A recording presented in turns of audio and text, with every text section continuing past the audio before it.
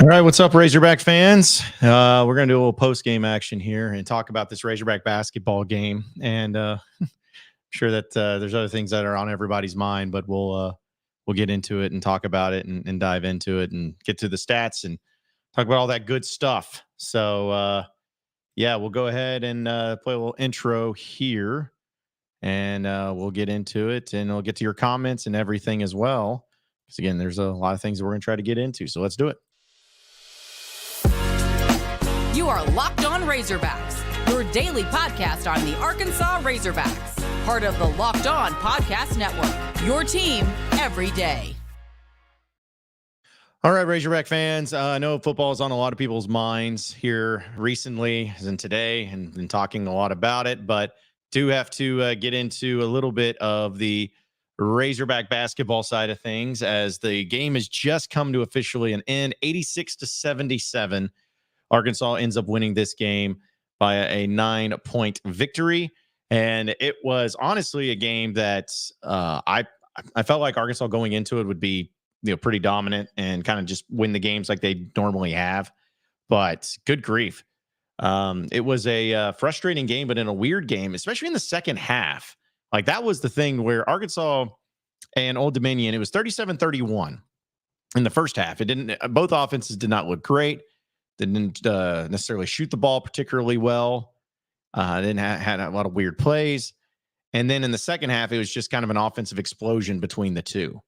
Arkansas still outscored Old Dominion 49-46. And that's, I guess, where I'll look at it as the positive into this particular game. Maybe some of you won't, and that's fine. But I'm going to look at it more of the positive side of things, where you had Old Dominion. I don't think they could miss. Like, I have never seen anything like it. In the second half alone, Old Dominion went 8 of 13 from three-point land. 8 of 13, 61% from three-point land, 49% from the field in the second half alone. And Arkansas still won the game by 9 points. Arkansas overall didn't shoot the ball well from the free throw, went 62%. Got to do a lot better than that. But did shoot all right from three-point land, I'd say. As they went 8 of 19 from three-point land. That's 42%. So pretty good on that front, 51% overall. And honestly, like, it was a weird game. It was just one of those games to where Arkansas's defense at times kind of had a letdown, but offensively they did a pretty good job, because that's what's crazy is, like, Arkansas only had 4 turnovers in this game. 4 turnovers. And they caused 10 turnovers for Old Dominion. Arkansas had 12 fouls. Old Dominion had 22 fouls. The one thing that is a little bit concerning is that you had a big out-rebounding advantage for Old Dominion.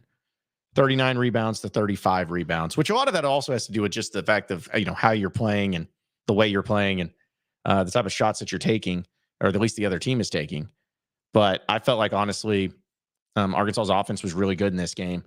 How about some of the big time minutes and the big time plays you got? Devo Davis had a great game. I was waiting for him to get that one. 6 of 11 from the field for him. Had 5 rebounds, 2 assists. But how about my guy L. Ellis? 17 points, 7 of 11 from the field.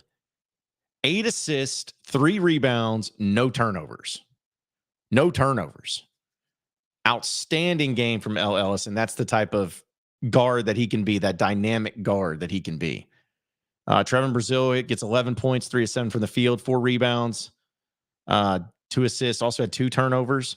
And if I'm not mistaken, he in the first half, Yeah, so he had 4 block shots in the game, and all of them were in the first half. I was hoping he could be able to surpass his 5, but overall, like that was pretty solid from him. Caleb Battle is still an incredible offensive threat. 13 points, 3 of 6 from the field, 2 of 3 from 3, 5 of 6 from free throw line. Tremont Mark only had 7 points in this game, but did have 6 rebounds. And then Mekhi Mitchell, Mekhi Mitchell coming off the bench, 15 points, 10 rebounds, a little double-double for Mekhi. So it was good to see that. Again, offensively, I felt like Arkansas did really good. And also take into this consideration in the first half, Tremont Mark and Caliph Battle, keep on saying it, Caliph Battle, both those guys had 2 really early fouls. In fact, I think the first 4 fouls that Arkansas committed there in the first half, 2 of them were by Battle and the other 2 were by Tremont Mark. So they had to come out of the game for an extended period. So I had to keep that in perspective. But yeah, offensively, I liked what the team did. I think there was, again, you had some really good performances out of a few of those guys. Some guys struggled. But, think about Chandler Lawson only played 6 minutes in this game because Mekhi was doing such a good job. So, yeah, that was really, the free throw shooting was pretty poor at 8 of 19 from the field or from the free throw line. You did have caused 10 turnovers, and it led to 18 points. Like, that's a really good deal. 18 points off of turnovers when you gave up, and you have 10 turnovers. That's good. Bench points actually favored Old Dominion. You had more points in the paint. Steals were even. Assists were pretty close. So, game was pretty close, as you can imagine, and as you could see. Defensively, though, you had no answer for old Jenkins, man. That guy went for 21 points. 8 of 19 from the field, 3 of 6 from three-point land, and then Caesar had 18 points. He was 8 of 12 from the field. 8 of 12. So those 2 guys were just unstoppable. Blakeney was pretty good too. He had 14 points, 5 of 6 from the field. So it's like those 3 guys is really the only reason this team was in it. Like, you didn't get really much from anything else, from anybody else. And if I'm not mistaken, I want to look this up. I think it was Jenkins. Is that who it was? Yeah, I think Jenkins was the one that was averaging like 3 points a game. He's averaging 3 points a game, and or no, that wasn't him. Who was it? Who was it? The guy that averaged 3 points a game? Oh yeah, it was Caesar. Caesar was the one that he had 18 points tonight, 8 of 12 from field, and only averaged 3 points per game. So he really came out of nowhere. But overall, just the defense wasn't great. Had too many open looks. You got to give a lot of credit, though, to Old Dominion for making some big shots. And, you have one of those games. I'm glad that they were able to win. I'm glad that they were able to take care of business. And even if it was a 9-point victory, I think you're going to take a win no matter what, especially knowing how many times you've had issues, with teams that have come into Bud Walton Arena shooting lights out. Only 7 free throws for Old Dominion. So it didn't really drive the lane as much. Arkansas had, hold on a second. Oh, sorry. No, they only shot 5 free throws. 5 for 3 free throws compared to Arkansas's 29. Sure, that won't be brought up or complained about. Sure, that won't be happening. But yeah, take a victory when you can get it. So Arkansas now is sitting at officially 3-0. As we all expected, and they have one more game until they get to the battle for Atlantis. They got UNC Greensboro coming up on the 17th of November, which I believe is Friday. So that game's going to be at 7 p.m. at Bud Walton, and then after that, they travel on to the Battle of Atlantis, or Fort Atlantis, however you want to put it. So, but again, good victory. Arkansas takes care of business, and that's that. All right, so let's get to some of your comments here and see what you guys got going on here. Because I've already seen a few comments that I wanted to get in. So yeah, hype up those comments there, because we're going to try to do some more live streaming as things go on. Who knows? Maybe even get some of the boys on at some point in time too. We'll see if that happens. I'd like to get them on, but they're pretty busy, writing and stuff. Steven says, honestly, it's just refreshing to see some consistent offense again. I mean, that's the thing. Is like, you don't have to worry about offense on this team. They got plenty of pieces. Plenty of pieces. And somebody doesn't play their A game, somebody else will step up. Ty says, always good to get a dub when the opponent's at 50% from three. Yeah, it's not bad. It's not bad, especially coming into Bud Walton and seeing how many they hit. And I guess technically they went 11 of 24, but still 8 of 13 in the second half. Yeah. See, Nima says, Mitchell finally being more dominant. We need to keep Devo in less than 5 shot attempts per game. That Devo wasn't too bad. He went 6 of 11. I mean, I think that's pretty good. Good percentage there. Him says, definitely, Old Dominion's definitely a good team. They made a lot of tough shots tonight, and we still beat them by 10. We need to work on defense, though, and taking some better shots to look good overall. Here's my thing about the defensive part is that if there's ever anything that I could probably feel like a guarantee for Eric Musselman basketball teams is that the defense is always going to get better. It's always going to get better as the year goes on. Like, they're going to be just fine. You know, it's usually the offense that is there in the media part, and then the defense always starts to lock down as the season goes on. So, yeah, I think that was the case. That dude could have been a John Morant doppelganger. Maybe he is. I mean, John Morant can't play in the NBA, so maybe he's out there taking care of business and playing for Old Dominion. Maybe that's the case. David Stewart, he obviously is the Old Dominion Super Bowl. Obviously, yeah, it's still it's Old Dominion Super Bowl. That's how it works. Let's see. Jeremiah says, I like what I've seen from the Razorbacks. They played very poised. That will be needed from this team during conference play, showing that we didn't get rattled and that can go get bucket for bucket.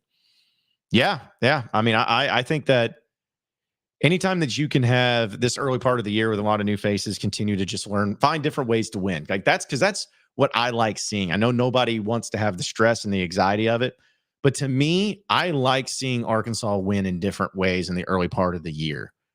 Like, you know, it'd be nice. Like, do you really want to blow out all the opponents by 40? It just like in this early part, you want to learn some things. And I think that, you know, going through a game like this, where Old Dominion's bringing it to you, and especially in the second half, they're hitting threes, their offense is getting it going, and you got to find ways to battle and to keep the lead and to fight through that adversity. I think that there's a lot of good things that you can come out of too. So, but yeah, just I like to win, and I'm not ever going to complain about a win, but I like to win different ways to get this team more poised and ready for that moving forward. Tyler says, Must's lineup was weird. Definitely don't understand playing Davenport. Such a terrible shooter. Really like seeing Blocker get minutes. Mitchell is always solid at sub-gram for Brazil at 4. No, the thing about Davenport, and I even tweeted about this, like, I'm telling you, there's going to be a game where Davenport goes like 8 of 10 from 3-point land. Like, because he's got that type of thing where if he gets going, it's going to be really good. And I don't mind playing Davenport. Davenport's got a role on the team. Davenport's got a role. He is all right, go out there and shoot it and see what happens. Like he's to that point. Like, I like Davenport. I mean, he only played 13 minutes. And I think he's pretty good defensively. He's a good rebounding guard too. So I don't mind it. Let's see. Nima says, do you sleep in a tanning bed or have a makeup on ours on standby? It's not makeup. Look at this. Been having to do this all the time. It's not makeup. There's no makeup. How do you go live so quickly after a game? Well, I hit this thing called the go live button, and it goes live when the game's over. God, I'm such a smart aleck. I'm sorry.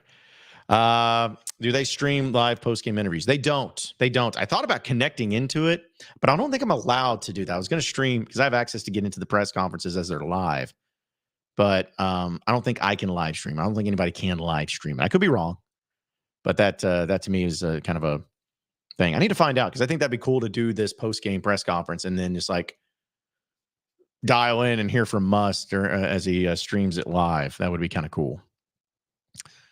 DJ says Atlanta's going to be a good trip for them. I think so.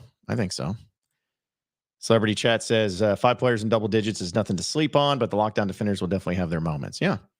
Listen, I mean, I get it. It was not a good game at times, and there was things that you definitely got to work on. But for crying out loud, again, I like winning games different ways. It just once again shows and helps the team develop and get better. Like, I like that. I want to see more of that, and I'll always be someone who's going to be excited about a win no matter how it comes. Phrasing.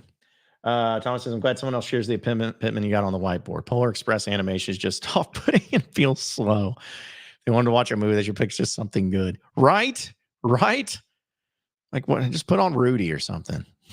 Yeah, I always hated the Polar Express. It gave me nightmares. Drew says, once we get into the thick of the season, how many players do you think Muss will rotate? And who do you think wouldn't get minutes? So as of right now, I just still believe that the freshmen are not like Bayfall didn't play in this game, and Layden Blocker played 2 minutes in this game. I don't think the two freshmen are going to play much at all this season. I'm just being honest. I don't think the two freshmen are going to play at all this year.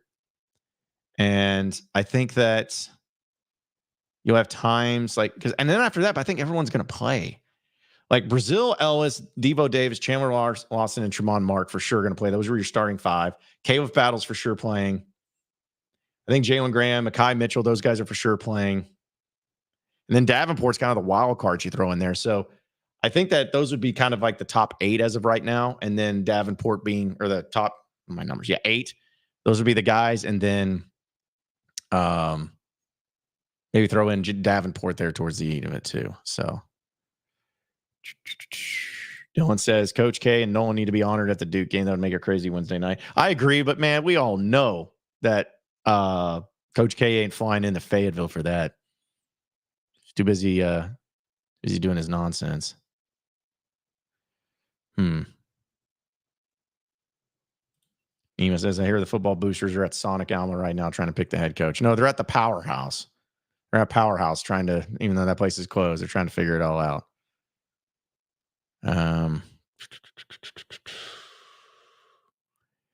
Let's see. A lot of people let's chime in. Appreciate it. Hogball improvements needed. Get back on defense and stop the opposition from getting offensive rebounds and hit free throws. Yeah, I mean that's what you got to do. It's easier said than done. I'm still impressed by L. Ellis. 17 points, 8 rebounds, 17 points, 8 assists, 3 rebounds, and 0 turnovers. That's tough to do.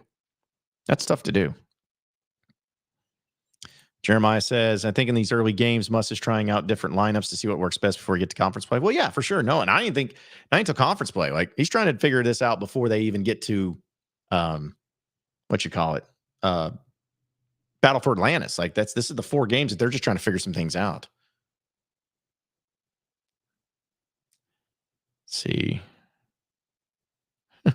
Why did the Powerhouse close? Their power kilowatts were dope. It's probably because their kilowatts did have dope in it and like cocaine or something. I don't know. It's sad, but Powerhouse was an iconic place. Monday nights, half price nights. That's how you end up that's how you end up tore up from the floor up, hurting for certain. Braden says, how much do you expect defense and free throws to improve before the dance? Well, defense is going to improve. Like you're not going to have an Eric Musselman basketball team without the defense being good. Like it'll be fine. Defense, I am not concerned about whatsoever. The free throw shooting though, because Devo missed 3 of them. Like Devo went 3 of 6, and for a senior guard, he does not need to go 3 of 6 from free throw land, especially at home. So that wasn't good. L. Ellis has been a really good free throw shooter. He goes 2 of 4. Brazil went 3 of 6 as well. So yeah, those are the guys that you got to count on. Like Devo and L can't shoot 50% from the free throw line. Cannot happen. But Mark was 2 of 2. K with Battle was 5 of 6. Mekhi Mitchell was 3 of 5. Hey, that's going to happen. So the free throw shooting for sure has to improve. But again, it's like certain guys you just got to know and what to expect. Like Jalen Graham, I know is not a good free throw shooter. I know Mekhi Mitchell is not a great free throw shooter. Even Brazil, he's solid, but he's not great. But Devo and L, those would be the guys that they have to go up there and they have to hit better than 50%. They have to do that. Now, J-Dub says, Muss said depth went backwards. I assume he's referring to Bay and Pinion since they stay on the bench and the bench close all day. Yeah, I forgot about Pinion too. Yeah, he didn't play. Or did he play? For some reason, I thought he got in there. Must have been tripping. Yeah, so yeah, those are just the guys you feel like they're going to be in there for the most. Charles says, I like the Old Dominion Center. Let's get him a transfer portal. Yeah, if you ever see a good player from a team like this, just assume that Arkansas is going to try to go after him in the transfer portal. Just go with that. Leon says, Muss said Brazil needs to rebound better because he's long and athletic. Wasn't happy with the defense overall. I mean, yeah, you can't be happy with the defense. The team shot 46% from three-point land and 44% from field. And he got out-rebounded by him. Like, yeah, you can't. TD Curtis says, games like this is needed to see what improvements are needed. I'm just happy to win. See, that's how I am. I'm like, yeah, you want to play well, but it's also a teaching moment. I think it could be a teaching moment too. Connor says, would you say this is the best team we've seen this early in the season under Muss? Yeah, I think so. It was kind of tough because, last year's team, when Brazil was healthy and you went over to Maui, man, that they looked good then. When they had Brazil and everyone was healthy. Except you didn't have Nick Smith, but, man, those lobs you're throwing to Brazil and then Ricky Council and all those guys were really, really looking good. I feel like the team looked good in the early part, but, still freshmen. This is definitely, you're just fine. You're going to be just fine. Because here's another thing. People forget, like, that year with J.D. Note and Jalen Williams, they ended up going to the Elite Eight. Like, that was a team that when they opened up the season, they were giving up like an average of 14 3-pointers a game. Like, it was really bad. People were saying, like, this is the worst defensive performance I've ever seen under Muss. I'm like, sure about that? You sure about that? Because there was a lot worse than that before. I'm gonna try to see if I can find that stat real quick. See those numbers that they were up against. So was it Gardner Webb that they went up against? And that was when it was really bad. I wish I could just go to the box score and just make it easy. Yeah, so they give up 13 3-pointers to Gardner Webb 2 years ago, the beginning part of the season. And then Northern Iowa, that was the big one. That was the one where it was absurd. Because this kind of reminded me of that game, Northern Iowa. Arkansas won that game 93-80 at home. Northern Iowa hit 17 3-pointers in that game. 17 3-pointers.